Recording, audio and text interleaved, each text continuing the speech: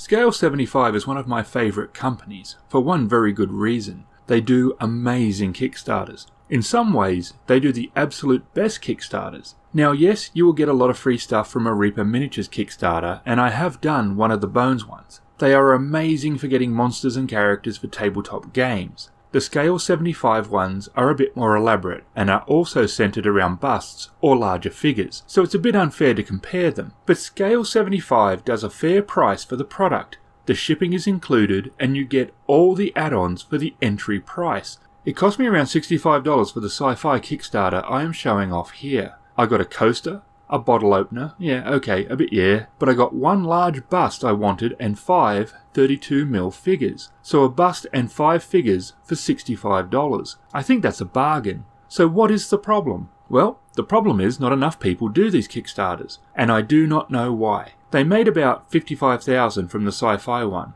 which is enough for it to be a success, but compared to a lot on the platform, it's nothing.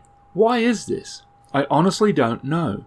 Because the more people taking part, the more you get. The tiers are for how many busts you get and not on the amount of extra goodies. It's the most fair Kickstarter I have seen. You get a bust or large scale figure and several 32mm ones. It is a great variety. Every one they do comes out around the 50,000 mark. I don't understand it. With the shipping included in the price, the product is by and large excellent and they are very affordable to buy into. The communication is pretty good and they deliver pretty much on time. All things that as customers we want and we very rarely get on Kickstarter. One day I hope that they can get enough exposure to have a really solid Kickstarter, as we will benefit from it. Now I have already reviewed these minis when I first got the parcel in the mail.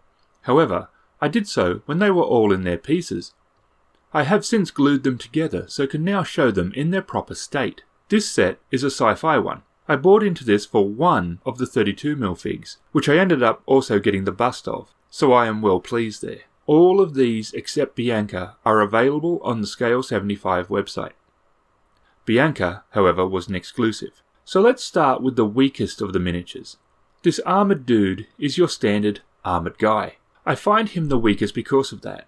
Several companies have done stuff similar.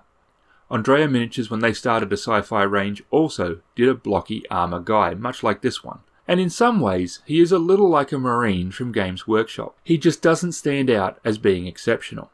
Luckily, he is the only one. Now this big guy, I really like. He is totally ostentatious and utterly ridiculous, and I love that about him. I can picture everyone in a pistol fight and he lumbers in with his minigun and levels a city block. From the mini side, I like him a lot more. While it might be said he is short on detail, I don't think he is that bad. There is a decent amount of panels to paint. They are large enough that they can be weathered if you want to make this guy a bit of a grizzled warrior, and the gun, which is a focal point, has elements to paint up. An added bonus for me with this one is he reminds me a lot of the hired gun on the cover of the Star Wars RPG book Dangerous Covenants. He will be finding his way into my game. The first of the more advanced detail figs is this twin whip beastie. The common theme with all of these is armour, and this figure is no different. But it breaks the mould of the others a little bit. The armour is a bit more tight-fitting, probably lighter and by her choice of weapons, designed for close quarters. The whips are really nice and will be fun to paint. They can be done several different ways and I'm looking forward to experimenting a bit. The big studded boots are also a fun idea. I like this figure, as it's also a bit ambiguous. While it has a female form to it, the miniature is also alien enough to be an android or a cyborg if you so wish, and doing so would not be out of place. Next is the Commandant.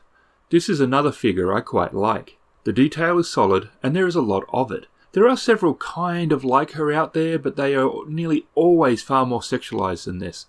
I appreciate that they didn't go too far with this one. The pose is a little strutty but not overdone. The SMG, honestly it's huge if it's a pistol, has a lot of detail to play with. This figure is a bit on the fun rather than realistic side of things, but I think it will paint up really nice. Bianca is my favourite figure in the set. She will be used in Starfinder, and there isn't much about this figure that I don't like. The pose is natural and not overly sexual in any way. The armour isn't stupid heavy, impractical, or revealing. The two swords are very nice, one in her hand, the other on her back. My only complaint here is the swords are very thin. This gives them a great look, but also makes them very delicate. Her hair is nicely sculpted and short to fit in her helmet. The cloth at the front and back allows for a splash of colour different to the base armour. And this figure is just really very nice. One complaint I do have is there's no bases. I had to supply them myself. It's not a huge deal, but bases are nice to have. Now, all the complaints I have are really minor though. At $65 for a bust and 5 figures, and that is amazing value, and if more people back these Kickstarters, then they would do even better.